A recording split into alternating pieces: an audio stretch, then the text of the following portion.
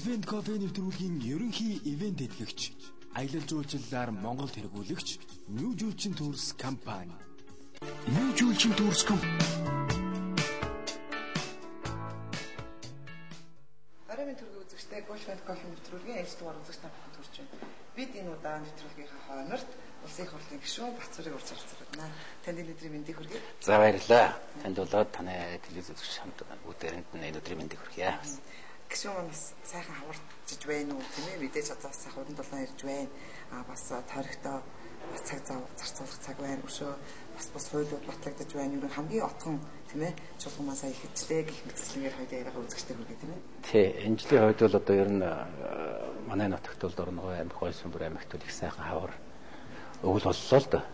Ерөнхийдөө бас Монгол хүн амныхаа бэлгээр гэж цаг төр хоёр цугтаа өөдөлдөө ижилтийн гэсэн монголчууд гэж ярьдаг. Тэр утгаараа монголчууд манаас уулуурхай май дээрээ тулгуурлан хөгжид дэвших, амьдрал улс орноо хөгжүүлэх, иргэдийн хамжиргаанд ажиглуулах юм сайхан түүхэн боломж монголчууд сайхан заяаж байна. Мөн үнийг дагаад бас иргэдийн маань амьдрал дэвшилж бас хангай дэлхий байгаль цагуур хүртэл ивэж сүүлийн хэдэн жил өвөлдөө сайхан үнэтэй зунтаа сайхан дэлгэр сайхан зүүн манай нутагт болж байгаа. Түүнээс гадна бас Дорногов аймагт Монгол улсын хөгжлийг тодорхойлох томоохон шинэ бүтээн байгуулалт, сан шанти алж үлдэрийн парк, шинэ төмөр замсан томоохон төслүүд манай нутагт ирчихэр болсон. Үүнийг дагаад бас иргэдийн маань, нутгийнхны маань ч бас сэтгэл санаа маш өөдрөг байна. Ерөндөө хүн сэтгэлээрээ байдаг шүү дээ. Юм уу өөдрөг байх юм бол үйлс ажилланаас дагаалаа эндэ бүтээдэг гэдэг.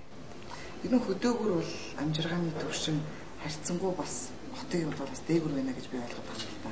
Бас нэг мал аж ахуй тэгээд одоо эрхэлж байгаа тийм ээ.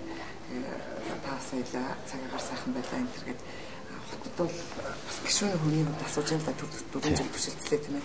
Хотод бол бас иргэдийн аж амьдрал өдрөөс дороотоод байна, муудаад байна, бас хэцүү байна гэдэг. Үнэхээр захын хорооллуудаар бас амьдрал хэцүүхэн байна л та гишүүнэ. Тэгээд энэ тал дээр бас таны бодол үнэхээр мэдээж тойргоосоо сонгогдсон гишүүд маань тухайн тойрогтоос анхаарлаа төлөхөд тавих байх л та. Тэгэхдээ энэ тал дээр бас танд маань бас бодол саналаа өгөхтэй байна. Ер нь захын хорооллууд бол ерөнхийдөө бол би нэг л зүйл хэлэх дуртай. Монгол улсын ирээдүй маш гэгээлэг байгаа. Ойрын жилүүдэд улс орны одоо баялаг үнд орсонтой холбоотойгоо орлого нэмэгдэж байна. Энэ одоо уул уурхаас орж байгаа орлогыг бид нар төрийн маш зөвхөстэй зөв бодлогоор зохицуулах юм бол иргэдийнхээ амжиргаа богино хугацаанд дэвшүүлж улс орныхаа эдийн засгийг одоо эрчимтэй хөгжүүлэх юм боломж түнхэн дангуудаа олдчиход байгаа. Төрийн одоо маш оновчтой зөв бодлого бидэнд туйлаас чухал байж байгаа. Тэгэхээр зэрэг мэдээж одоо энэ улс орны хөгжүүлэх иргэдийн амжиргаанд дэвшүүлэх өргөс авсан юм шиг ганц өдөр бүгдээрээ шууд зүгээр болчихгүй шүү дээ. Тий. Боломж нь зөв замаар явж байна. Бид нар арчилсан хөгжлийн замаар явж байна. Зах зээлийн замаар явж байна. Энэ 20 жилийн хугацаанд бидний олсон ололт амжилтыг бядал өөрсдөө жоохон дутуу үндэд байгаа болохоос гадны өндөр хөгжилтэй орнууд болоод олон улсын одоо мэргэжлийн байгууллагууд маш өндөр хөрөнгөлдөг шүү дээ. Монгол улс бол үнэхээр одоо зөв замаар явчихлаа. Алтаа оноо юм байгаа. Хэл хууль авилга одоо шудраг усан гэдэг зөндөө юм байгаа.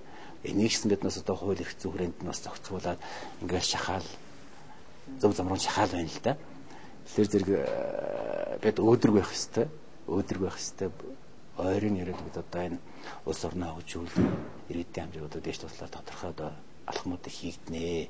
Энэ талаараас тодорхой хэмжээнд сүүлийн жилд хийгдэж байгаа. Тэгэхээр яг нуургүй хэлэхэд ингээд амлсан амлалтаа биелүүлэхгүй байна. Бидэнд тийм яг хувьцаа хэлбэр нөгөө нэг ягаан тасалбар маягийн болчихгүй дээ гэсэн айц хүүц автомат их байна. Юу ингээд яриад байвал гişүнэ яг нуургүй хэлэхэд маш их асуудлууд араас ундарч байгаа юм л да. Тэгэхээр бас энэ асуудлууд тэгээд жоохон хурдцтай баймаар байна гэж хүмүүс байна. Энэ бол би бас санал нэг байгаа юм. Ерөөсөө одоо Монгол хүний амьдралыг одоо айлын амьдралыг судлаад үзэхээр зэрэг хідэн гол асуудал байгаа байхгүй. За яг иргэд юу хүсэж байна вэ зэрэг мэдээж нэгдүгээрт бол байнгын тогтвортой орлого ажлын байр хүн болгон хүсэж байгаа. Орлоготой болоод ажилттай болчихмол тэр улс чинь төрийг харахгүй тийм ээ. Өөртөө өөрийнхөө амьдралыг цаашаа залгуулаад явчихж штэ. Тэр улс төр одоо тэрнээс халамж бол илдүүлсэн байхгүй. Өөрийнхөө байнгын ажлаа өдөр болгон тогтмол хийгээл тэрэндээ тохирсон цалингаа аваад тэргээр амьдралаа сайхан авч болж. Тэгэхээр өнөөдөр тэр ажлын байр тогтмол орлого өгөх тэр цалинтай ажлын байрд хүртэхгүй байна. Үүнийг нэгдүгээрт шийдэж өгье. Хоёрдугаарт өнөөдөр Монгол одоо гэр бүлийн өсөж байгаа мөр болохоос орон сууцаа яхахгүй. Хүн болгоных. Миний ч одоо тухайлбал одоо тийм ээ орон сууцнаас надад санаа зовх асуудал болчиход байгаа байхгүй юу? Хүүхдүүд маань өслөө том боллоо тийм ээ, тэгэхээр одоо дөрвөлжсэн тусгаарлах хэрэгтэй болдог орон сууцны асуудал гэж асуудал үүсэж байна. Энэ бол зөвхөн одоо Монгол хүн айл болгонд байдаг байхгүй юу тийм? Бүр танцаг сайхан орон сууцтай нэг хүн тийм ээ, тэрнийг дахиад одоо ховын хаус болгоно ч гэдэг юм уу, дандаа тийм өрөөд хөтлөгдөж явдаг шүү дээ тийм. Нэг өрөөтэй бол хоёр өрөөтэй болох юмс, хоёр өрөөтэй бол гурван өрөөтэй болох юмс тийм ээ. Хүн маань хүүхэд нь өс төрнөл гэдэг тийм. Тэгэхээр энэ бол орон сууцнаас хүн болгоны айл болгоны асуудал мөн. Болж өгөл уулын нэрээ үнэхээр 100 мянган орон сууцанда болж бүтэх одоо тэр ядууд буураа тийм ээ. За эднэрийг одоо яг үнэхээр хамруулахын тулд тэднийг таны хэлдгээр ажлын байртай бий болгоо. За тэгвэл жижиг дунд үйлдвэрүүдийг одоо аюул сайн дэмжих хэрэгтэй болов уу гэж бодож байгаа. Жишээлбэл одоо бусад одоо хөгжмөн орнуудын жишг тийм байдаг шүү дээ. Та өнөөдөр бид хоёр аймс хийдэг байдаг. Та тийм ээ одоо төрөгийг хийдэг байхад би доотлыг хийдэг. Ингээд би бинийгээ тэжээгээ явуулдаг жижиг дунд үйлдвэрүүдийг бий болгоод ирэх юм бол энэ бол ерөөсөө аюул тийм хөгжлийн дэвшилт нэлээд богино байдаг юм болов уу гэж би бодоод байдаг байхгүй. Тийм. Ерөнхийдөө нь 20 жилийн хугацаатай 6% хүүтэй зээлэг бол ер нь заавал тэгж ялгаж зөвхөн одоо тэргээр хорооллын усууд гэж ялах хэрэггүй бүгдээр нь болох хэрэгтэй байна. Яг үнэ тийм. Энийг л хүмүүс. Энийг одоо 20 жилийн илүү болгоод 30 жил болгоод хүүгийн 6-аар жоохон 4 5 болгож бууруулаад ингэж олох боломж бол байгаа. Бид бол одоо зөвхөн одоо хөгжлийн банкны зээлээр уулуурхан барьцаасан зээл авах гэж байна л да одоогийн байдлаар. Үүнээс гадна маш том зээлийн хүсүүд байдаг. Нэгдүгээр тул энэ дээр бол гадны зээлийг авч болно. Гадны зээлийг. Одоо бид нар Хятадаас өнгөрсөн жил одоо анх 300 саяын зээл авсан. Дараа нь 500 авчихаа. Одоо дахиад 400 авах гэнэ гэж яригдаад байна шүү дээ. Солонгосоос нодон 300 саяг авахаар ярьж авчихаа. Энэ ч их мөнгө байхгүй юу? 300 сая. Тэгэхээр энэ зээлийн чинь арилжааны зээлийн чинь бас хүн их баг шүү дээ. Жилийн 0.15 байгаа юм. За. Солонгосынх нь 300 сая. Хятадын болохоор жилийн 0.75. Нэг хүчрэх жилийн ийм зээл байхгүй юу? Яг л зүгээр цаадлаас тавьж байгаа нэг нөхцөл байдаг юм. Зөвхөн манай компаниуд хэрэгжүүлнэ шүү гэсэн. Орон сууцн дээр ийм багт жилийн 1% хүүтэй зээлээс аваа тийм ээ. Тэгээд одоо яг арилжааны банкуд нь дамжуулаад 2 3 болно гэсэн тийм ээ. Хамаагүй тэр барилгын компаниудаар гадныхан дээр солонгосын компаниуд ч барьж болно шүү дээ. Танайхаа зээл авлаа, таны бариад байлаа. Хамгийн гол үнийн нэмтэх байх хэрэгтэй. Саяны 20 жилийн хугацаатай 6% зээлийн хөтөлбөр дээр нэг алдаа гарсан л да. Урьдчилж одоо ингээд зээл олгоно гэж зарлчихсан чинь барилгын компаниуд үнийн нэмчихсэн. Харин тийм. Тэгээд нөгөө зээл олгосон эссэн тийм ээ. Барилгын хоёр дахин өгчлөөс ямар ашиг байх вэ? Хямдхан сайн зээл өгсөн хэрэг байхгүй болж байгаа. Уг нь сүүл сарын дараа 2 сарын дараа сайхан сайд мэддэг шүү дээ. Зөвхөн одоо тэр сая 193 мянгаас доош талбайтай байрыг одоо энэ төлбөрт тавна. Анханаас л зарлах хэрэгтэй байсан байхгүй. Тэгсэн бол нөгөөдөл чи энэ зээл хамрагдахын тулд байрныхаа нэг барилгын компанид өөрсдөө буулгах хэрэгтэй байсан байхгүй. Одоо тийм залтаа оруулаад өгч болохгүй. Одоо хэрэг оруулж байгаа тийм залт гаргасан бол 2 сарын дараа гаргасан шийдвэрээс хойш анхнаасаа тэгж гаргасан бол нөгөө компанид анхнаас үнэ нэмэхгүй тийм ээ. Ингэж хөөрөгдөл бий болохгүй бүгдээрээ үнэ буулгаад тэр одоо зээлд хамрагч байшингаа барьсан барилга борлуулахын төлөө өрсөлдөх хэрэгтэй байсан байхгүй. Гэтэл эсэргээр нь одоо баахан зээл өгнө гэсэн сургаар нөгөөдөл нь зохицуулдаг учраас үнэ 2 дахин нэмчихсэн. Тэгээ үүнтэй холбоотойгоор би нэг хуулийн төсөл санаачлаад засгийн газ саналгаа явуулчихад байгаа л да. Ерөөсөө барилгын үнэн дээр төрийн зохицуулт хийё. Төр өөрөө оролцоогүй байж тэр барилгуудыг та нар үнэтэй байдлыг хэлж болохгүй л да одоогийн нөхцөлд бол төрөөр оролцох хууль эрх зүйн орчинг нь бий болгож байна. Нэгдүгээрт орон сууцны хуульд өөрчлөлт оруулаад энэ орон сууцны гадна шугамсуулж байгаа шүү дээ инженерийн шугамсуулжээ түүнийг нь төсвийн хөрөнгөөр байдаг болъё. Одоо бол ихэнх нь барилгын компанид өөрсдөө дөр шугамсуулжээгээ бариад халуун дулаан усны эзэг өрсөний шугамсуулж байгаа цагтааны уцаа татаад тэгээд тэр барьсан зардлаа зарж байгаа орон сууцн дээр нэмж зард орон сууцныг хөрөгдөд байгаа. Дараа нь тэрнийг барьчихад тэр шугамсуулжээ төр туцааж өгдөг шүү дээ. Чи төрийн өмч хуультай чинь. Нэгэн төрийн өмч байдаг төр туцааж өгдөгөөс хойш ерөөс анханаас нь төсвийн хөрөнгө төрөөрөө барьж өгье. Төрөөс төсвөр. Тэгэх юм бол орон сууцны нөгөө шугамсуулжийн хасагтад хямдарнаа. Хоёрдугаар нь одоо 100 мянган айл орон сууц мети одоо иймэрхүү томоохон төслүүдэд барилгын орон сууцны төслүүдэд газрыг нь өнгө болгоё. Төсөл сонгомжлол болох замаар. Ингэх юм бол бас одоо орон сууц нь хямдарнаа. Тэгээ барилгын компаниуд нэр өндөр үнээр аваад газраа дуудлага дамын үнээр ч юм уу эсвэл одоо авилга дурж аваад тэрнийг авчиад орон сууц зарж байгаа орон сууц дээр нэмж зараад иргэдэд тохируулж бол үнэ нэмээд байгаа. Ингээд төрөөс газрын өнгө өгөөд дэдвүүцэн төсвийн хөрөнгөөр тавиад өгөх юм бол барилгын компаниудтайгаа үнд зохицуулах талаар буулгах талаар яриа хэлцээ өрнүүлэх эрхтэй болж байгаа. За төсвөөс одоо ингээд танаа наад барьж байгаа байшин гэж чинь тийм ээ. Газрын өнгө өглөө. төсвийн 4 сая төгрөгөөр надад дэд үтсийн тавьж өглөө. Танай компани барьсан байшин гэж чинь зардал нь төд байна. Тэр зэрэг метр квадратаа төдөр зараа. Сая 500-аар саяар зараач гэдэг юм уу. Иймэрхүү одоо боломжгүй харагдаж байгаа. Тэгээ энэ хоёр хөлөө засгийн газарт явуулчихсан байж байгаа ойр үед хариу явуулаад нэгэд өргөн бариад их хурлаад дарих хэлцүүч бодолтой байж байна.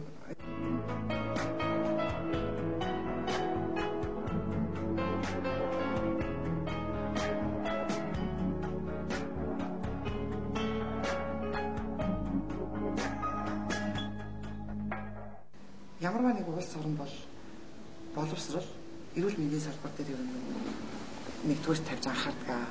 Тэгээ энэ тал дээр би тань дээр юун дээр уйлдаж асуух гэдэг нь хэрэг бас дипломатч байсан бас өөрийнхөө үе түүхээсээ бас өөртөө товч танилцуулаач. Хоёрдугаарт одоо манайхан яагаад ингэж гадагшаа хараад мөнгөний урсгалаар гадагшаа гаргаад идэх юм болоо тийм ээ. Үнэхээр Монголдо сурч боловсрохын дээд зэрэгтэн тавиад одоо энэ сайн сургуулиуд нэгдэл бас бусад орны жишгийг багсан өндөр үнэрттэйгээр сургаад бас сайн боловсруучмууд гаргаал байна шүү дээ. Гэтэл ерөнхийдөө ихэнх ингээл дийлэнхийг харахад бол бачуудын хүмүүс гадагшаа сурдаг ирээд тэгээд нэг иймэрхүү гэсэн. За нөгөө нэг доод дунд төвшингийнх нь бас тиймэрхүү байдалтай байна шүү дээ. Та нарын үед бол тийм байгаагүй. Яагаад гэвэл би бас мэдчихэж байна. Агч нар маань үнэхээр бор зүрхээрээ толгоогоороо тийм ээ. Яг ингээд улаан шугам татуулаад ингээд сургууль сольж явдаг байсан үе. Одоо бол мөнгөтэй л бол тийм. Тэгээд энэ мөнгөний урсгалыг гадагшаа гаргаж яхаар дотооддоо үндэсний мөнгөлөөр дэмжиж иж болох юм гэсэн бол надад. За таны хэлсэн асуултад холбогдуулаад боловсрол эрүүл мэндийн салбарт бас үнэхээр том хэмжээний өөрчлөлт шаардлагатай байна. Өнөөдөр Монгол улсад энэ боловсролын дээд боловсролын чанар муу эрүүл мэндийн үйлчлэгээний чанар муу байгаа болоос асар их хэмжээний валют орлого гадагшаа орсож байгаа. Боломжоос хамаараа тийм ээ өвдвөл хүүхдээ сургуульд явуулах бол тэгэл шууд гадаад руу явуулдаг шүү дээ. Бага орлоготой нь болохоор зэрэг 90 хөхөтөөс ахуулаад Орос хятад явуулдаг ч юм уу. Арай их орлоготой бол өндөр хүчлтэй орнуудад одоо явж хүүхдээ сургадаг. Тэнд очиж эмнэлэгт үзүүлж хамаагүй мөнгө барддаг. Ийм байдлыг олон жил үргэлжлүүлээ л дээ. Тэгээ өвнийг бол одоо ер нь үнэхээр одоо энэ даруй шиг шаардлагатай. Эрүүл мэнд боловсролын тогтолцоонд бол томоохон реформ шинжилгээ их шаардлагатай. Энийг хийхгүй их удаж байна. Энэ салбарын хувьчлалыг жоохон эрчимжүүлэх шаардлагатай шүү дээ. Нийгмийн салбарын хувьчлал. Ярьдаг мөртөд аль хэсгүүд хийдэг байгаа тоххой. Нийгмийн салбарын хувьчлалыг хийнээг л одоо энэ хоёр нам хамтарсан засгийн газрууд томоохон заалт орж ирсэн. Ихцэнг. Өнөөдөр эрүүл мэндийн салбар нөгөө социалист тогтолцоотой байваар. Эмч нар нь ямар ч одоо урамшуулал байхгүй. Хийдэг ажлаа цагтаа хийчихэл сайн ч ажилласан нэг цалин авна, муу ч ажилласан нэг цалин авна. Тэгээд өөрсдөө нэг цагаа ярьлаж өдөөс өмнө хэдэн хүн төмөр нүр гаргаж үзчихээд өдөөс хойш хувийн амьдлаг дөрж шаал ондоо таныг идэхгүй мэл итгэх нэ ч гэсэн одоо. Ачаа тиймэрхүү маягтай байгаа шүү дээ. Тэгээд хурдхан цаг ангошоо тийшээгүй байж байгаа. Тэгэхээр энэ мэдгийг бол одоо өөрчлөх шаардлагатай. Энэ талаар бол манай гишүүд их хурлын гишүүд эрдэнээр санаачлаа тэр эрүүл мэндийн даатгалын шинжилгээг гэсэн хууль санаачилсан байна лээ. Ерөөсөө иргэдэд тэр одоо даатгалын мөнгөийг өөрсдөнд нь өгчих ёо.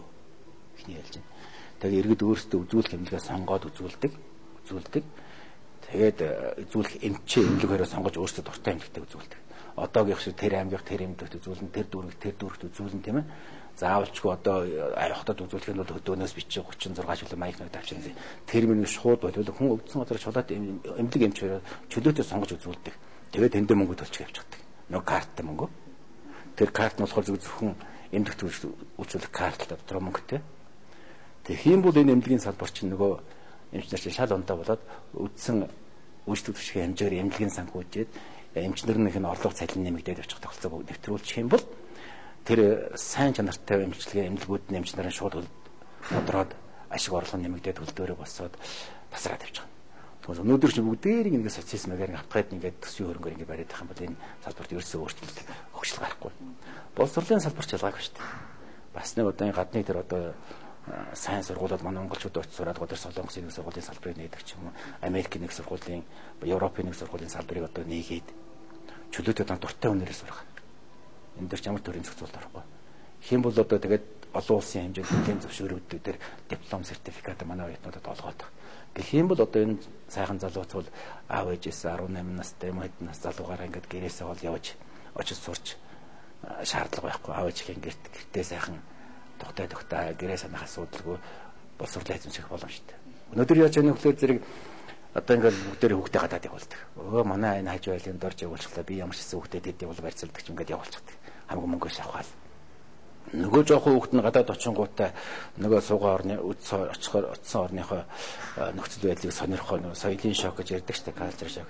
Тийм юмд одоо ороод гэрээ санаад ингээд одоо тэрэндээ болоод жоохон зугаа цэнгэл хөөцөлдөөд аав ээж хэмгээ буруу зарцуулаа сурах эрхэм зорилгоос хазаагаад ингээд үр ашиггүй зарцуулаад юм тохиол маш их гарч байгаа. Би нэг гадаад очин сайд юм талж хаад яг тийм тохиол гардаг байсан л да. Яагаад ч хүүхдүүд боломжтой хүүхдүүд түрээд ирдэг. Эренгүүтээ нөгөөдөл нь аав ээж хэм мөнгийг буруу зараад сурахыгаа хойш нь тавиад өөр одоо ингээд сатаараад зугаа цэнгэл хөөцөлдөө явж байгаа. Тэгэхээр аав ээжийн дэргэд байх юм бол чи илүү одоо боломжтой анхаарал халамжийн дэргэд сурах боломж илүү байх. Тэгэхээр ийм боломжууд бий болох шаардлагатай. Гадаадын дээд сургуулиудын салбарыг бол одоо чөлөөт оруулж нээж өгөхгүй бол дээд улсын салбар үнэхээр явахгүй байна. Дунд улс руу харьцангуй гайг байгаа шүү дээ. Бас Америкийн сургууль, Английн сургууль, Оросын сургууль одоо янз бүрийн хятадын сургууль зөндөө нэгдээд Монголын бас чанартай хувийн сургуулиуд олон байгуулагдаад орчлон сандч гэдэг юм уу тийм сайн сургуулиуд байгуулагдаад тэр хэмжээгээр бас дунд сургуулиуд бол бас харьцангуй бас чанартай боловсрол эзэмшүүлээд энд бол бас хувийн сектор сайн ажилласны үр дүнд бол амжилттай байдаг. А дээд сургууль гэдэг л одоо нэг байхын чанаргүй одоо нэг одоо тэгэл чанаргүй болсон учраас байлт гэдэг тэр одоо сургуулийн эзэн л нэг орлого олдог амтлаад ажиллаулдаг. Өөр одоо тэр сургуулийн өөдөнд татах одоо шинэ програм, шинэ одоо хөтөлбөр нэмсүүлэх, гаднаас багшуулах ч юм уу багш нараа гадаад сургах ерөөсөө байхгүй. Гэхдээ Монголд одоо нэг ганц нэг одоо тийм гадаад хэл дээр англи хэл дээр сургууль сургууль ядахнаа хэд хэрэгтэй шүү дээ. Захын одоо энэ Малайз, Тайланд, Сингапурын биднээс арай жоохон дөржин улсууд зөндөө одоо гадаадын орнуудын оюутнуудыг хүлээж аваад англи дээр сургалт явуулаад ингээд байдаг. Тий одоо тиймэрхүү сургалтууд хийж реформ хийхгүй энэ салбарын хоёр салбар нь үнэхээр хүнд байна. Таны хувьд бас би сайн нэг элчин сайдаар ажиллаж байгаа та бас хэллээ. Үнэхээр бас Монгол хүүхдүүдэд маань тулгарч байгаа мэдээж одоо шууд элчинлүүгээр ханддаг шүү дээ. Одоо тийм гадаадд ажиллаж байгаа одоо монголчууд байна, амьдарч байгаа тийм ээ, сурж байгаа. Юунд төгөнд бас монголчуудад маань ямар хөө тулгардаг юм бол одоо хамгийн сүүлүүд бол маш их хар тамхи хэрэглэж байна. Одоо буруу замаар орж байна гэсэн таны интервьюлыг сүүлийн судалгаануудаас болж мэдж байгаа.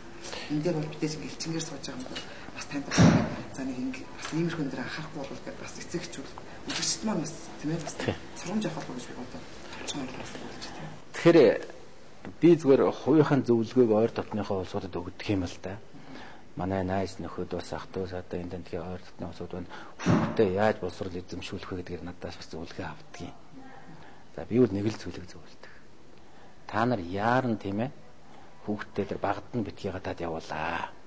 Одоо тэгэл манайхан ч би нэгэ дуурах дуртай барьцах дуртай тийм ээ. Энэ тийм ашиг авсан би тийм аван ч гэдэг юм тийм би тийм авсан тэрнтэй адилхан энэ хүүхдээ өгөхтэй болчлаа би яаж ихэд хүүхдээ бэж явуулна ч гэдэг юм тиймэрхүү мэгэр их явуулдаг байхгүй гадаад. Тэгэл ягаад ч вахт нь 9-р ангид 8-р ангид 10-р ангид нэг явуулчихдаг. Тэгээд тэр хүүхдийг хэтэрхий багтна гадаад явуулахаар зэрэг нөгөө яг сурах ач холбогдлоо өөр тэр хүүхдийг сайн ухамсарлаач ойлгоогүй байдаг. Очингуудаа янз бүрийн одоо тэр шинэ орчинд очингуудаа би түрүүнд хэлсэн тийм ээ. Нөгөө сурах зорилгоос хазаагаад буруу замаар тийм ээ будаад ичих гэдэг юм аа. Тэр хүүхдээ аль болох одоо дэрэгдээ ойлгож гад Монголын дотоодын дээд сургуульд чанартай боловсролыг одоо имтхан чуулга тусан тийм ээ. Сургаа. Би найз нартай их зөвлөдөг. Тэгээд дараа нь тэр сурч явах хугацаанд нь тэр TOEFL-ийн байдаг юм IELTS-ийн шалгалтыг олон улсын хэмжээнд өгөхөөр давтлаг курс яваад давхар одоо курс дуйланд явуулаад бэлтгэж хээ. Тэгээд 4-5 жил дотоодын дээд сургуулиуд хүссэн сонирхсон мэгч дээрээ төгсөөд гарахтаа англи хэллээр тэр IELTS TOEFL-ийн шалгалт өгөх хэмжээнд бэлтгэгдсэн байж. Тэр бол нэг зардал орохгүй хүндрэлтэй асуудал биш. Тэгээд гарахт бол тийм үнийг бол захын одоо компаниуд байгууллагууд бол англи хэлний TOEFL өгцөний дээд сургууль өгцөний шууд лавна доо. Улаацалтай лавна. Тэгэж байгаа. Тэгээс бол. Тэгээд тэрэндээ очоод мэрэгчлэрээ нэг очоод нэг 2 жил ажиллаж байгаа. Тэгэнгүүт нөгөө хөгд чинь жинхэнэ сурах юм ухамсарладаг байхгүй. PBS-д оюутан байхдаа тийм хичээл дээр анхаарч явахгүй яа тийм ээ. Би энэ дээр энэ мэрэгчлэр за ер нь цааштай би ер нь энэ мэрэгчлэлтэй бас яг энэ наривчлсан чиглэлээр нь би энэгээр мэрэгчүүд миний батлах одоо амьдралаа залгуул хоол бол энэ юм гэдгийг өөрөө олж харна. Тэгэнгүүт нь дараа нь 2 жил ажиллаад ажлаа ухамсарлана. Сурахын ач холбогдлыг ухамсарлана. Тэгэнгүүт нь 2 жилийн хугацаатай мөнгөний гаргаад юм уу эсвэл одоо ямар нэг байдлаар гадаадад одоо тэр нэртэй дээд сургуульд магистр дэж ажиллаа. Тийм. Бакалаврын Монголд нийлгүүлээд тэр хугацаанд англи хэлний чулуу болгож өгөөд тэгээд 2 жилийн хугацаанд яг нэгдүгээр хүүхд өөрөө маш сайн ухамсарчихсан байдаг. Сурахыг ажил дээр гараад 2 жил ажиллахдаа би ийм сурах хэрэгтэй юм би бас олоод харчихна. Тэгээд яг тэр чиглэлээр нь 2 жилийн магистрт явуучих юм бол хамаагүй зардал багтай төснө 3 дугаарт. Энэ бол би өөрөө найз нартай өгдөг миний сэтгэлийн зөвлөгөөлтөө найз нар өнөөс энэгээр яваад чиний зөвс нар яваад их зөв замаар явуулаа хүүхд манад эргэж амжилттай ажиллана талархах хэрэгцээ тохиолдос байдаг. Одоо шинүүд би танд хандаж элчин сайдтай хандаж бас тийм ээ. Тэг яг түрүүн хэлсэн та нарт дурдсан үнэхээр одоо тэр багтны уулахаар зэрэг тийм бэрхшээл очиод байхгүй. Буруу замаар очиход чинь тэр л ихгүй нэг жишээ байхгүй. Хар тамхин доорн одоо 6 зингэл хөөцөлдөн. Сүр дагавраа бусад нөгөө залуучууд. Тэгээд сонин сэтгүүл дээр их гардаг штеп.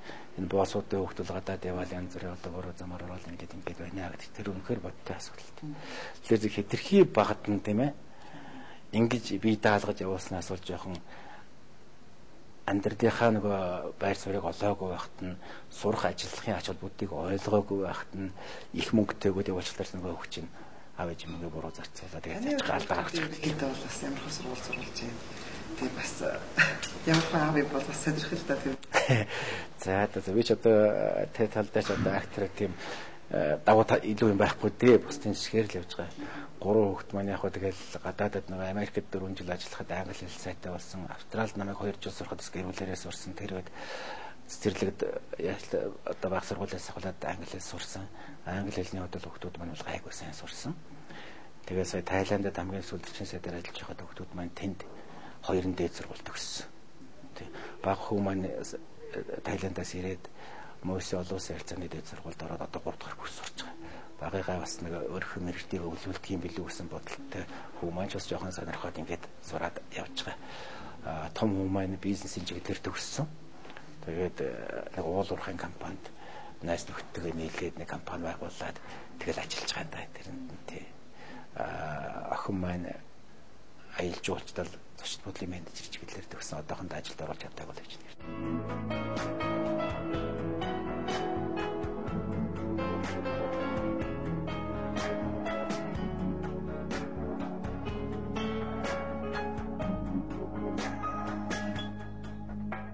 Нөгөө томчуудын хүмүүс бол ингээд бэлэн мөнгө аваад ингээд их явцдаг тий. Тэгэхэд бол тэрийг бол аль болох ингээд таны хувьд бас мэдээж яг ихэнхдээ бол баг насаа бол тантай ийшээ тийшээ бас олон орноор явж үзээ мэдээж юм бас нэг англи хэл суур мэддэг хүн сайтай болсон байна шүү дээ. Ер нь бол тий.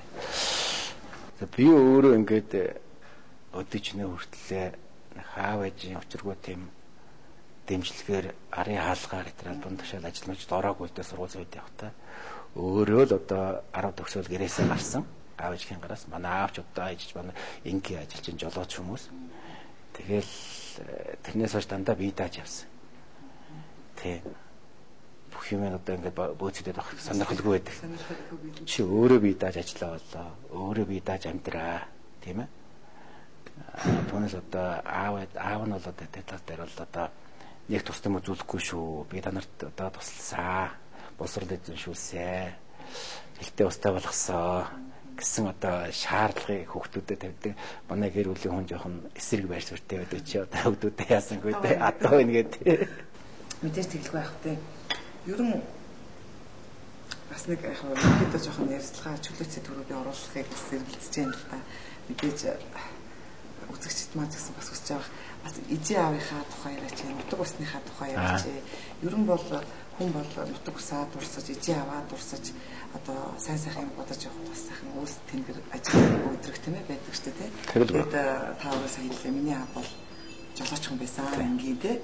Тэгвэл бас дипломат ч гэдгийг бол та эвдсэн байна.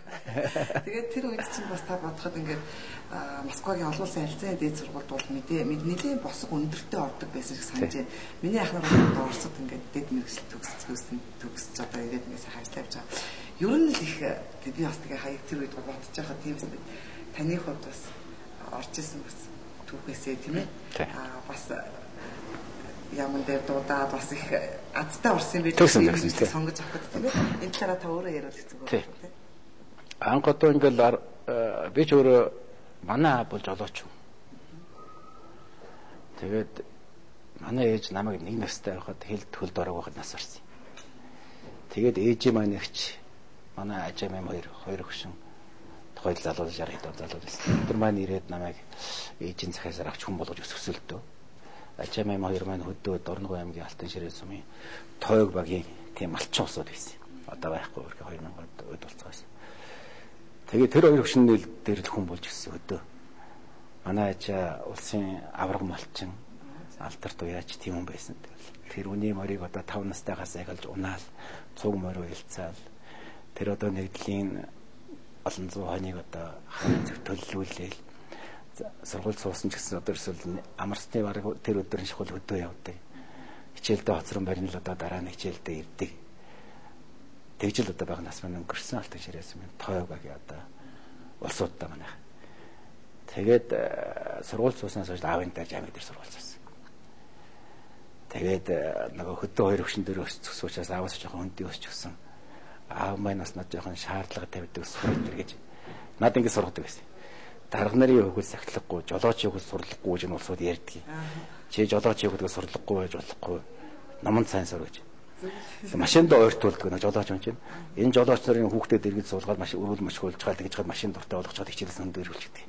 Ерөөсөө намайг машин битгий ойртуулдаг байсан. 10 төгсөл. Юу болохоор хүүхэд эн чинь бас сонирхол нэг аавынхаа машинаас болж өгөл өрөөд нэг мөшгөчих санаатай. Машинд бас суух дуртай, хөдөө явахт нь, тэвэрт явахт нь, дэрэгтэн суух явах санаатай байна л да. Ерөөсөө намайг хайртуулдаг байсан. Чи тэгэх юм бол сурлагаа хичээлдээ муу болчих нь. Тэгээд сурлага гэж хатуу шаарддаг. Тэгэл яг өдөөнөөс ирээд 5 дугаар ангид авиндаа сургууль суугаад агсаар хөдөө нөхчм сургууль хамаагүй хоцрогдсон байдаг штэ. Тий. Тэгсээр бол 10 дугаар ангид төгсгöd ангийнхнаасаа сарын илүү болоод онц төгсөөд. Тэгээд аймагт очсон хуваарьудаар номер 1 орж сонголтоо хийсэн л дээ. Тэгсэн чинь хамгийн айтайгаа хуваар нь Новосибирскийн цахилгаан холбооны дээд сургуулийн хуваар ирсэн. Бэлтгэлгүйгээр. Тэрэнд явхаар одоо цахилгаан холбооны инженер болно гэж явсан. Тэгээд дээд улсуудын хорон дээр 8 сар дээр томилтаа авахсан чинь 10 хүүхдийн нэр өчтсөн. Эдгээр хүүхдүүд гадаад явны улс хүчинд очиж уулзах гэсэн. Би гайхал за энэ чинь нөгөө хуваар мовэр нотын болтуулчихдаг гэсэн хуваариг болох гэж байгаа бол айсгэмэс гээд очисон чинь гадаад явны улс хүчин таныг одоо бид нарын Москваг олуулсан хэзээ сургуулах явуулах гэж байна. Та явах уу гэж. Яагаад тэгсэн юм бол гэсэн чинь улс төрийн төвчөөний нуус тогтоол гараад энэ ард иргэдээс энэ Москвагийн улсын харьцааны дэд сургуульд зөвхөн дарга нарын хүүхдүүд яваад байна. Ажилчин малчны хүүхдүүд явуулахгүй байна гэсэн гомдол ирээд нуус тогтоол гараад улс төрийн төвчөөноос ажилчин малчны хүүхдүүдийг одоо 80% нь явуулах 80% гэж. Тийм шийдвэр гарсан гэж. Хүмүүс тухайд альчил байсан байгаа тодорхой. Тэгэл тэр шийдвэрийн дагуу Москвагийн улсын харьцааны дэд сургуульд явсан да. Тэгэл өнөөдөр бол энэ дипломат мэргэжлэр ажиллаад амьдраад 81 оноос 10 төгссөн ажлын салбарт ажилласан тийм. Тэгээд дипломат ч манаас яаж яваад улс төрч болчоо, улс төрчөө тийм хүмүүс байнга л асуудаг юм л да тийм. Ер нь бол гэдэг штеп гэж байна. Ер нь улс төрд бол ингээд түлхээсгүй, арын халаагүй бол ороход хэцүү, мөнгөгүй хүн ороход хэцүү гэж юм ярьдаг. Энэ тантай их санал нийлж болсон юм болоо. Ерөнхийдөө таныг ингээд улс төрч болсноос хойш 4 жилийн хугацаанд бас шаггүй юм гэдэг бас ард иргэдийнхээ төлөө бас нэг дуу хоолой болж бас тэдний хадлаа тэмцээд яваад байдгаа гэдээ бас ард хүмүүс маань их хамсаатай байдаг. Тэгсэн маань нөгөө таны нутаг усныхан тийм ээ. Тэгээд нутаг усныхан маань бас гишүүн дээр маань ирж хэрэг гуйгаа байдаг юм болоо. Ингээд тэрийг зохицуулах гэж гишүүдэд маш том хэцүү үйлдэл өгдөө шүү тий. Мэдээж одоо бас ингээд за гишүүнээ одоо тэр маань үйлчлээ энэ маань үйлчлээ хувь хувьсгалыг янз янзын юм болдог байна тий. Тэгээд та яаж яваад улс төрлөө орчив бас нэг энэ ард толныхоо нутаг усныхаа одоо хүмүүсийн аргыг ажил амьдралынаас яаж жоохон зохицуулах юм болоо. Ер нь дипломат албанд би тасралтгүй одоо 21 гаруй жил ажилласан. 27 жил. Тэгээд энэ албанд бол би хамгийн доотлынх нь одоо атшагийн албанаас онцгой бүрэн хэлтэлчин сайдын албыг нь харсан. Тэгээд гадаад бас нэлээд олон жил ажилласан. Сурсан нэлээд 17 жил би гадаад ажиллаж сурсан. Тэгээд сүүлдээ ер нь одоо энэ их орондоо амьдралынхаа үлдсэн хугацааг өнгөрөөё. Илүү өрөвтэй ажил яа. гадаадад энэ сурсан, ажилласан, үдсэн, харсан туршлагаа төрөлцгийн бодлого шийдвэрлэлд тусгах талаар ажиллая гэх. Ийм бодолтой байсан өх орондоо суурьшилтай ажиллая гэж. Тэгэж манай нутгийнхнаас найз нөхөд дэмжигчдаас нь удаа дараа төсөлт ирсэн. Энэ хурлын нэр дэвшиж одоо үзээч бид дэмжийа. Чиний одоо ажлын дорчгоос хэрэгтэй байх шиг байна гэсэн тийм санал хүсэлт ирсэн. Удаан хугацаагаар гадаад ажиллах ч бас уйтгартай л да. Хэцүү тийм. Эх орноо их санддаг. Тэр дундаа над шиг одоо хөдөө өрсөн төрсөн бол бас энэ одоо Монголынхаа сайхнаас олон жилээр хөндөө явна бол бас хүнд байсан. Тэгээ ерөөс энэ бүгд нийлээл ер нь улс төрдөөр нөөцийг гэсэн бодол төрөөд 2008 онд нэр дэвшээд ялтаа болсон. Бас энийхээ бас сайн муу сайхан бас үзчихлээ. Сайн үйл үдээ зөндөө л байх ба тийм ээ.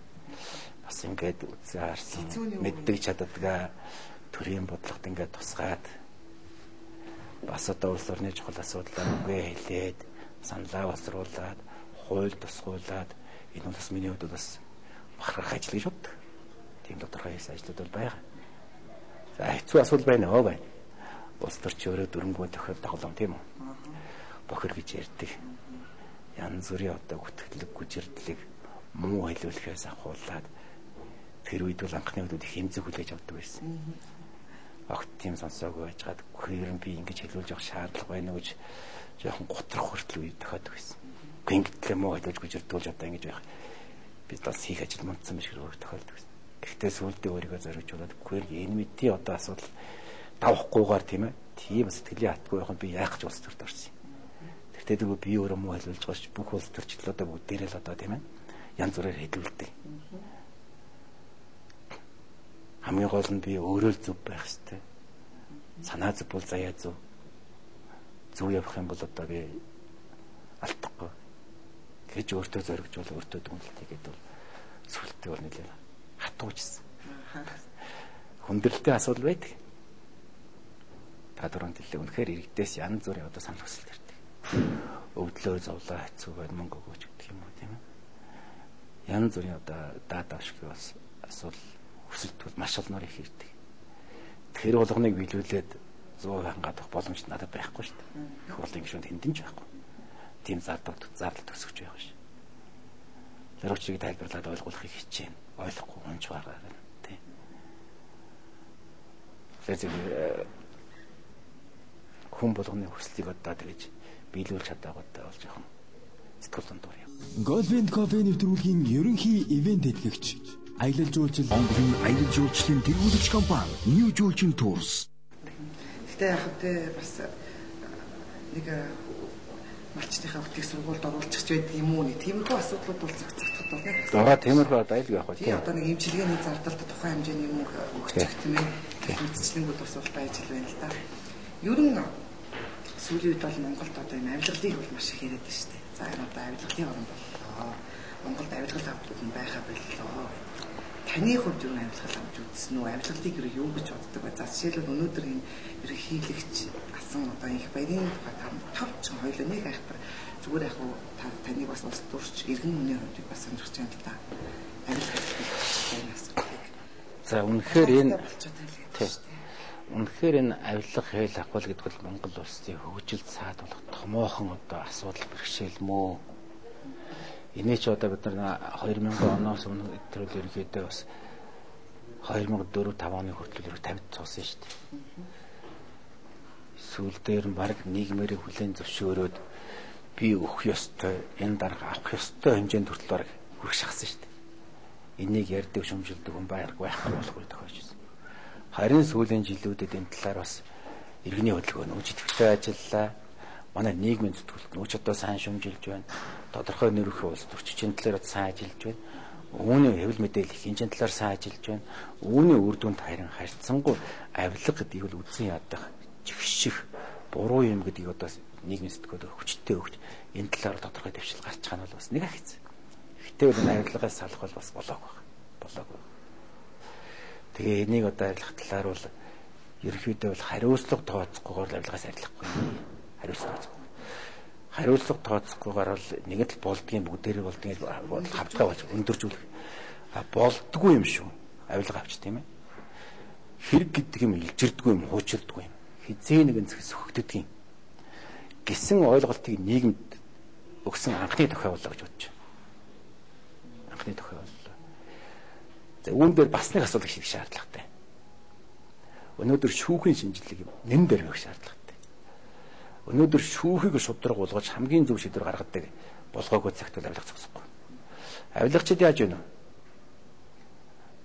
Энэ ярьжлыг, энэ шүмжилжлыг тийм ээ. Би шүүхтэр очиод мөнгө төлөх гарч байгаа шүү дээ. Гэсэн итгэлтэй байна. Шүүх өнөөдөр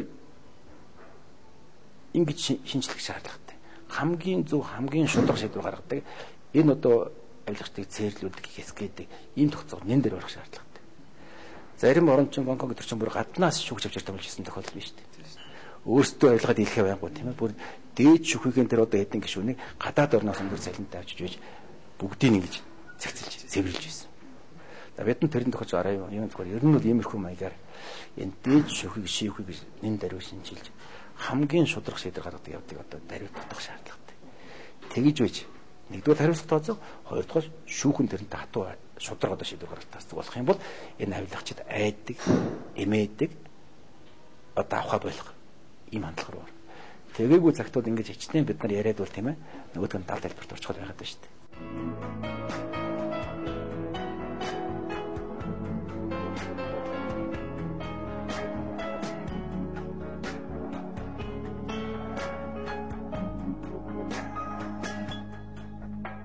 Би таныг айлын баг хүү гэж сонссон байт. Тэг дээрээ 3 ихчтэй гэх тээ.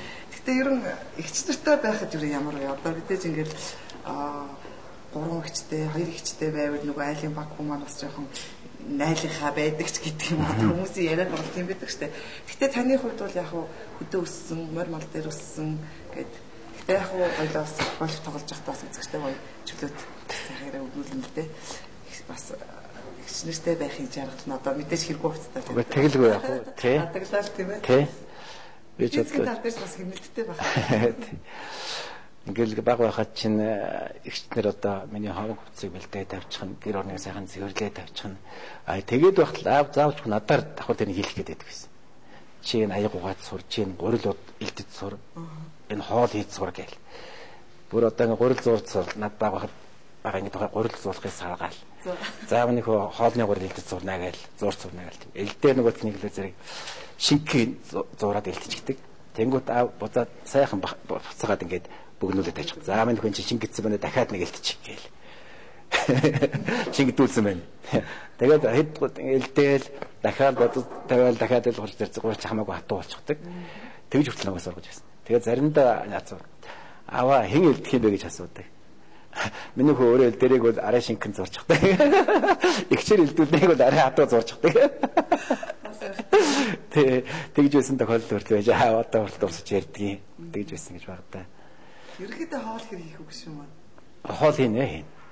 Одоо нэг оюутан байхдаа нэг 5 жил өөрөө хоолоо хийж идэж байсан. Москвад оюутан байхдаа зэрэг тэр үед бол бас янз бүрийн хоол хийж сурсан найз нөхдөдөө нийлээл курсийнхэнтэйгээ нийлээд хэдүүлээ нэг сайхан хоол хийгээд чи тэргээл үе байж байгаа л их сайхан хоол хийж иддэг гэсэн. Тэгээд цугт гадныхантай гадаадынхантай сурч байгаа чинь тэднээс хийж байгаа хоолноос харц сурна нөгөөдөл тэгээ бас хоол хийх аргаас солилцсон гэдэг бол янз бүрийн хоолны тал дээр бол уг нь даанч яалгүй хоол хийлгүй сүүл их олон жил болчихлоо. Ихнэр сайн байна. Тэг гэр бүлтэй болоод айл болсон сошиал хавар тохиолдол болчихсон. Гэр бүл чинь юу их вэ? Манай миний ардлыг даантаа тахантай тий. Гişүнд бас хувийн эрхэлдэг бизнес байгаа юм. Хүмүүс яг нэг компани болоод найз нартайгаа нэг уулархан жижигэн компани болоод өрмийн компани гэдэг ингэ явж байгаа. Уулархан өрмийн ажил үүсдэг. Түнс янз бүрийн ухдаг төнгөдөг бишэлдэл хэцүү байхгүй манай гэр бүлийн тий.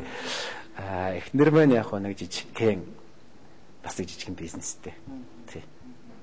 Ер нь бас нөгөө нэг ихнэртэйгээ танилцсан түүхийн жоохоос хэмжиж болох уу? Наа бол тийм ээ. Иргэдтэйгээ яаж танилцсан вэ? 3 сайхан хүүхдтэй тий. Юу вэ? Нагч 3 хүүхдтэй. Тий. Эхнэр маань Төв аймгийн тийм дундхан охин. За. Эхнэр маань Төв аймгийн Баян сум явгал. Тий. Би бас нэг холоос авгаа авахгүйс боддог байсан л да. Тэгээд тэрнээс болдгоо юм лээ. Тэгээд одоо яг гэдэг тань тий. Ягаад гэвэл социализмын үед манай нэг дотны найз маань ховдоос авгаа авсан. За. Тэгээ тэр маань их хүндэрдэг байсан. Дорног хоёулаа төгсөөд очиад ажилд орчихсон. Тэгээд нөгөө зам болохоор хоёулаа хадмалдаг нэг байж байна. Өвөлжин ажиллаа хийж ажиллаа хоёулаа төрд ажиллаад хэдэн дөрөв хоримтлуулж гаар зам болохоор нөгөө мөнгөөрөө ховд нэг явж ирээд хамаг мөнгөнд дуусдаг. Дуусчихдаг. Тэгээд холоос авахгүй юм хэцүүшгүй над ярддаг байсан. Ямаг зарлаа гэж байгаа. Над загтдаг байсан.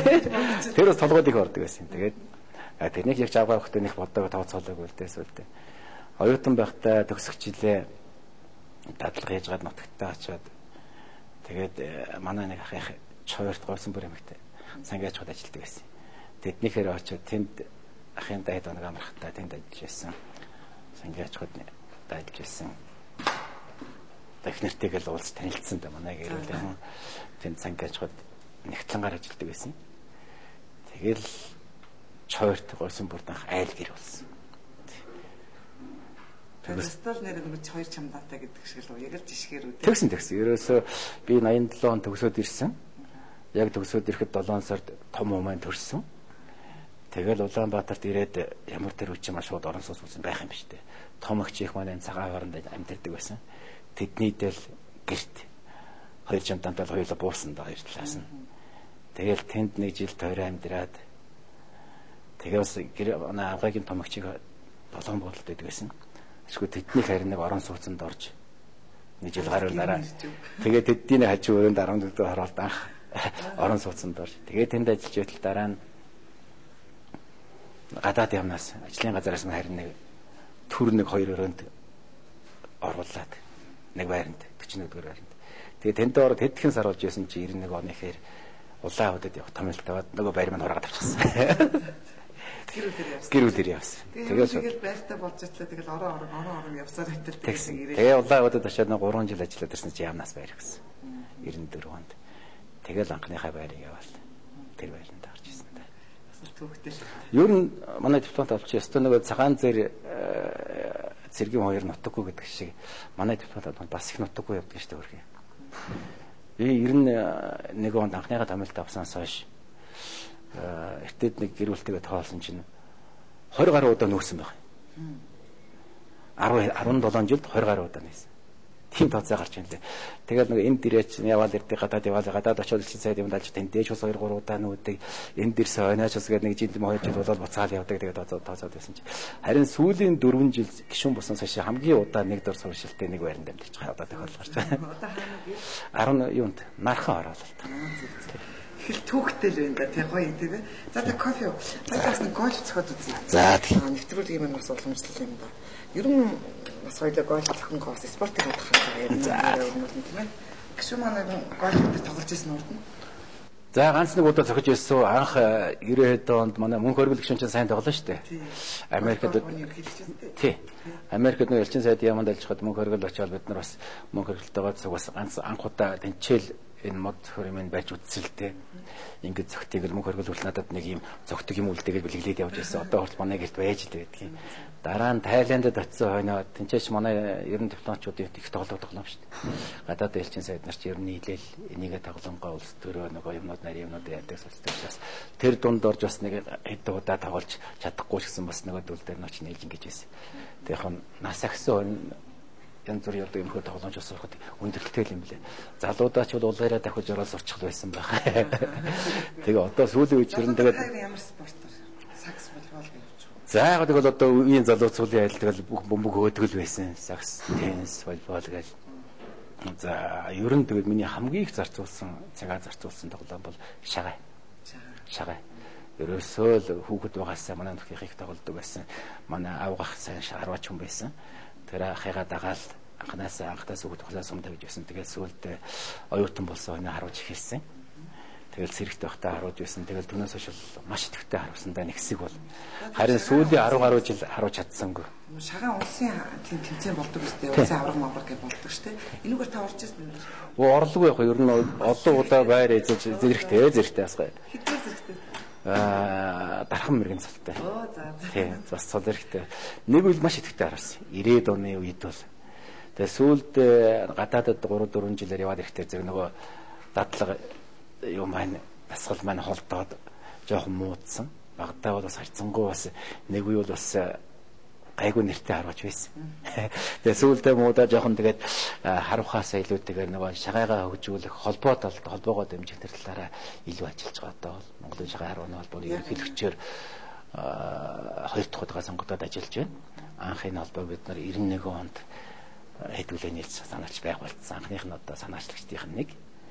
Тэгээд 97-оос 98 онд Австраlis ирсэн жилдээ 1 жил гаруй ерөнхийлөгчөөр ажиллаж байсан. Сүүлд сая Тайландаас ирсэн талаа манай холбооных нь надад одоо ихтгэл хүлээлгээд 2 дахь удаага энэ холбооны ерөнхийлөгчөөр сонгож байгаа гэж хэлж байгаа. Ер нь ийм шагаан харваад спортоор хичээлдэг хүмүүс маань бас юм буу тийм ээ байд харваа сур эдгээр байдаг юм болоо. Ер нь бас нэг нөгөө мэрэгэн гэдэг тал дээр байдаг юм болоо. Бас энэ бас оюун ухаантай холбоотой спорт л тийм. Оюун ухаан маш их холбоотой. Төвчээр айгүй их шаарддаг сэтгэлийн төвчээр. Хүнийг бол их сайхан зөв хүмүүжлэлтэй болгодог. Ер нь манай үндэсний спортууд чинь Монгол хүмүүжил их сайн болгодог юм шүү дээ. Ах цахаа үнэлэх тийм ээ.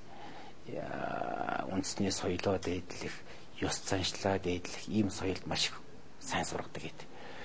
Тухайлбал одоо ингээл ийм тохиолдол гарч ирсэн л да. Энэ манай нэг хүүхэд одоо өмүүлээд болохгүй юм, гадуур таньд болохгүй юм, орон шоронд явчих гээд болохгүй юм, тийм ээ. Үүнийг одоо танай шаханд оруулж одоо шахаа харуулдаг болгоё. Уг нь одоо ихтэй заав эзэн сайхан харуулдаг хүн байсан юм аа. Энэ хэрэглэний нэг дагуулж ирсэн тохиолдол бий. Тэгээ шагаан дээрээ тэр хүн их сайхан одоо хүмүүжээд тогчоод ингэ явж ирсэн. Манай шагаан дээр янз бүрийн одоо улсууд байна л да. Эдэмтэй, мэрэгтэй гавьяатай улсууд байхаас гадна бас хүнд гарууд ч бас байна. Тэгсэн мөртлөө тэр хүнд гарууд чинь өөрсдийнхөө ертөнцийн тэр одоо зан авираа гарнахаас шагаан дээрээ огторныг гаргадаг. Зүгээр одоо бидэнтэй ирэх шинэ ингээл сайхан хүн болоо. Сайхан хүмүүжлэлтэй өвтөгч тиймэрхүү байдлаар яваад. Шагай өөрөө тэр Монгол соёл гэдэг чинь Монгол хүнийг нөгөө юу л ардынхаа дунд төлөөчгээд агсан тавьж чадсангүй гэдэг шиг тийм ээ. Яг шагаан дээр ирэхлээр хүн яг тэрэндээ баригддаг байхгүй юу. Тэр бүгдээрээ тийм сайхан зантай айлтай бие нэгэ хүндэлсэн тийм байхад тэр эвгүй залхас гаргасан хүн бол тэгэл тэнд тогтох орон зай байхгүй. Тэрнийг ухамсарлаа. Тэр утгаараа Монгол хүмүүсүүд дээд зэвээ болгох ийм үндэсний соёл. Үүнийгээ бид нар одоо ЮНЕСКОд Монголын соёлын өөр бүртгүүлэхээр өнгөрсөн жил бүх материал өгсөн. Энэ онд авахтаа нэг тийш шийдэгдэх болов гэж бодож байгаа. Бүртгүүлсэн дээрэлтэй юм бол тий. За хоёлоо гольф тоглоцсон. Шөнөгээ хэр тоглох вэ? За Golf and Coffee нэвтрүүлгийн ерөнхий ивент эдгэгч, аялал жуулчлалаар Монгол тэргүүлэгч New Julchin Tours компани. New Julchin Tours компани Бээжин, Хайнан, Сингапур, Малайз, Хонконг, Макао, Вьетнам, Тайланд, Герман, Франц, Куб, Хавай, Дубай, Япон, Чежу зэрэг улсууд руу байнга аялуулна. Монголын аялал жуулчлалын тэргүүлэгч компани New Julchin Tours.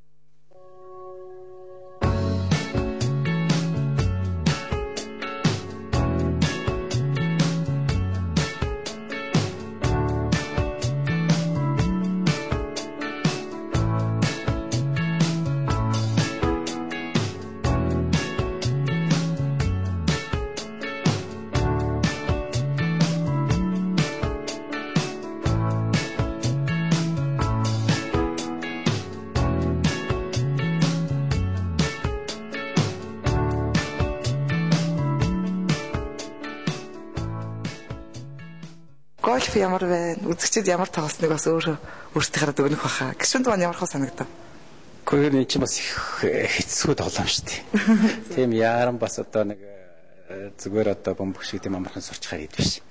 Нилээд их хэмжээний бас тийм дадлага, туршлага шаардлагатай. Урд өмнө ирэхвэж бас цөөнгөө одоо цохиж үзэж байсан учраас харьцангаас нэг арай гайгүй цохиудаа гэж өөрийгөө бодож байна тий. Гэхдээ бол тоглодог улсуудын нэрд явчихжээ л тий. Багтаа бол энэ гадны Европын тоглоом урлагтуулыг сонирхдаг байсан.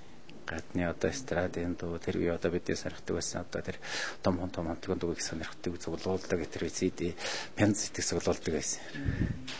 Тэр үед бол одоо сүүлийн үед ингээд явсан ч ерөөсөө юм болгон үндэснийх одоо үлдээд бусд нь нэг арилдаг юм байна.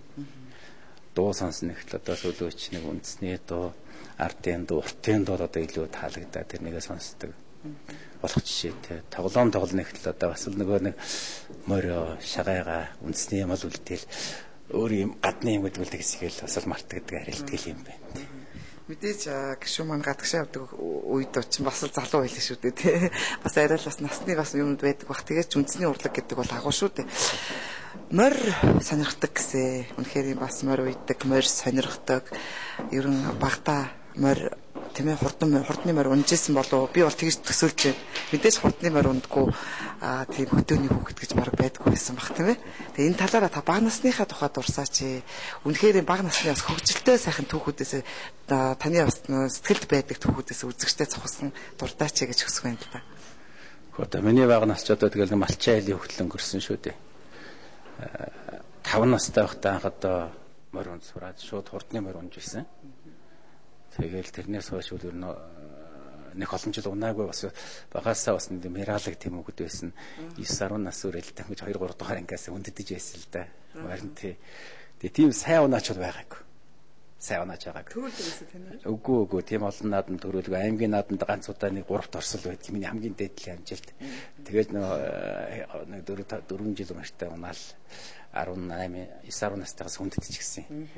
Тэгээд манай их бол манай ажаа бол их сайн морь үйдэг, их хурдтай хүн байсан. Тэ. Багасаа морь унжсан болохоор зөв хурдан морь унжсан болохоор зэрэг энэ мориндоо бол би их хайртай дуртай. Тэгээд одоо Монголын морин спорт байштай холбоонд бас нэлээд олон жилээс өтөвтэй зүтгэлтнүүдийнх нэг явж байгаа. Тэ. Одоо Монголын морин спорт байштай холбооны дэд ерөнхийлөгчөөр бас ажилдаг. Дорногов аймгийн морин спорт байштай холбооны тэргүүнээр бас ажиллаж байгаа. Тэгээ морины хөгжилд бас чадах чинээгээр хувь нэмэр оруулахын гэж хичээж бодож явдаг.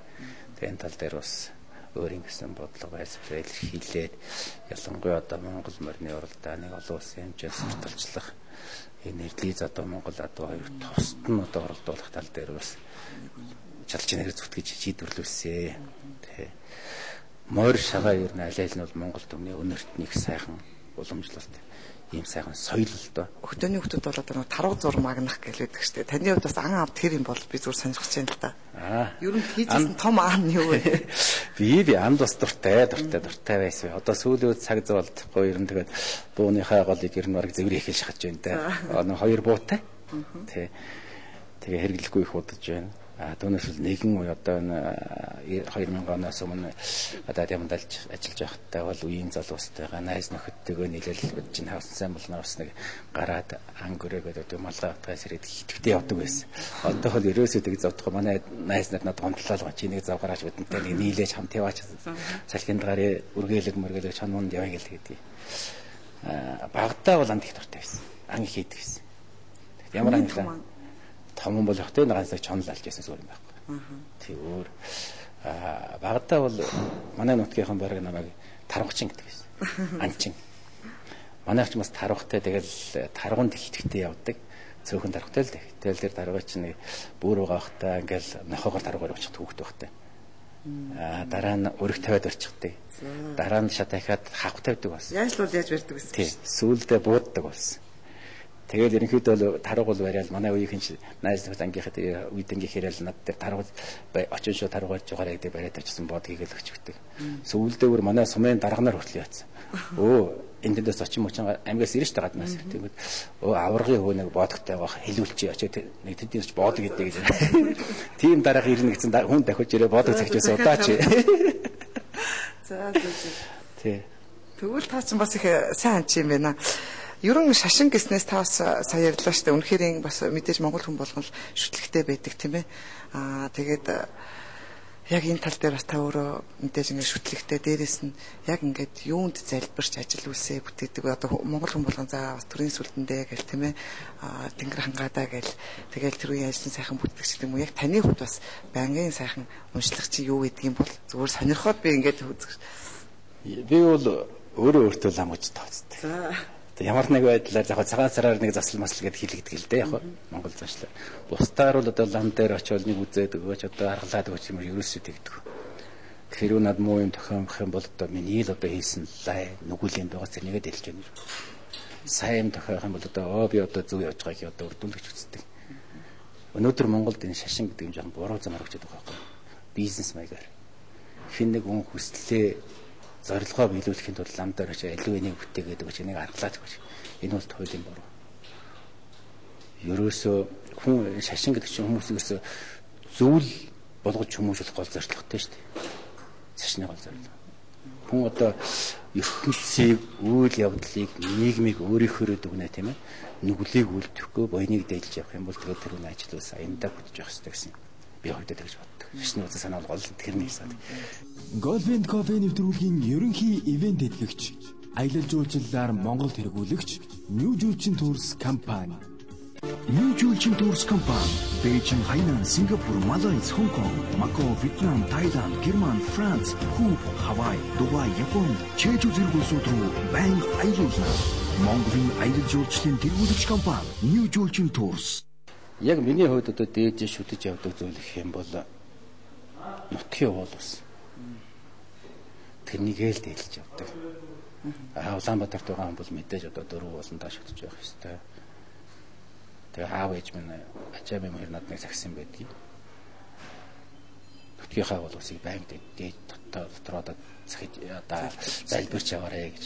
Анх 10 дугаар ингээд өгсөд Орос руу гадаадад дээд сургуульд явхад аав маань нутгийн яванд авчаад надад ингээс нээж хулаагач гээд явуулж ирсэн. Энэ бол чөтөж биширч яваарэ гэдэг. Тэр овог баяа гэдэг юм л да. Тэр овонд бол байнга өнтгөл үзүүлж дотроо залбирч явдаг. Жилдээ нэг удаа бас тахлаг наадам хийчихдэг. 98 онд Америк явахдаа анхныхын тахлагыг уулзсан. Одоо тэр овог нь манай нутгийн тэр манай багийн хамгийн гол тахлагтай овог болсон. Жил болгон наадам болдог. Багийнхан надгуугаар манай нутгийн өөрсдөө энэ тагчдаг байхгүй байхад тийм тахлагтай баяа овонд бол байнга шүтэж биширч явдаг. Дорногоочдын хувьд бол мэдээж тусгай шүтэн бүгдээр шүтгчтэй юм байдаг. Их ноён хотод данзаар явжаа. Түүний одоо үдээсэн агуу өв соёл хамрын хийд хам баян зурх хайр. Эндээ бол ямар ч асуудал цагаан сарын шинэ 3 даа багтаад бол очиж өнтгөл үзүүлж залбирлаа үлддэг тийм. За зөв. За тэгэхээр маш олон сэдвийн хүрээнд тийм ээ нэвтрүүлгийн цагаас өндөрлж байна гэж шинэ олон сайхан сэдвийн хүрээнд өөрийнхөө санал бодлыг үзэгч түмэндээ илэн далангуу хөөрөлдсөн танд үзэгчдийнхээ өмнөөс уран бүтээлч зүгтийнхээ өмнөөс талархаж байгаагаа илэрхийлэх зүйтэй болов тийм үү. За үнэхээр бас манай Golf and Coffee нэвтрүүлэг одоо ерөнхий ивентгчээр Монголд одоо тийм ээ аялал жуулчлалаар тэргүүлэгч New Julchin Tours гэж компани байгаа. Эднийх бас би бол ягаад танаас ингэ гэж ихээр ерөнхийдөө бол та бас гадаадад маш олон жил амьдарсан 17-8 жил тийм ээ. Одоо манайх нь бас гадагшаа их гардаг болжээ, явдаг болжээ, жуулчлалаар их явдаг болж тийм ээ. Таны хувьд нэг тийм сонирн биш байдаг баг л та. Тэгтээ ерөнхийдөө бол бас аавыгаа тийм ээ бас ингээд утаа гүмбэн аялуулчих зүгээр болов ямар гэдгийм бол та хоёр аялал жуулчлалын компаниэр өөрчлөж үзсэн үү? Урлын гишүүдээс ингээд статистик судлаа гаргаж байгаа гадаад хамгийн цөөхий явсан би байна л. Энэ 4 жилийн хугацаанд. За тэгээд бас Викторийн халуун дотн сайхан яриа бас амттай энэ сайхан яриаг өрнүүлэхэд тийм ээ гольф гэлээ хамт олон байгаа л да. Хоёулаа сайхан кофега уулаа, гольфо тоглолоо. Эднийх бас оролцогч болгондоо энэ 50,000 төгрөгийн үнэтэй бэлгийн сайхан картыг өгдөг байгаа юм.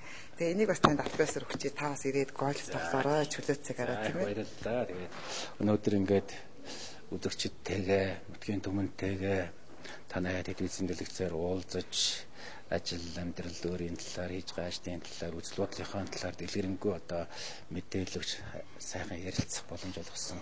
Танай телевизийн хамт олонд болоод энэ гольфын одоо хамт олонд баярсан талархсан хэлээд та бүхэнд ажлын өндөр амжилт сайн сайхныг хүсье. За үзэгчдээ манай энэ удаагийн Golf and Coffee нэвтрүүлгийн удаагийн дугаарыг хүрээд өндөрлөж байна. Ирэх даваа гарагийн энэ цаг мөчид үзэгч та бүхэнтэйгээ уулзъя. Манай энэ удаагийн дугаарт нэвтрүүлгийн минь хойморт улсын хурлын гишүүн одоо Батцуур өргөдөө оролцлоо. Анхаарал тавьсан явдалд үзэгч та бүхэндээ баярлалаа. За баярлалаа гişүн.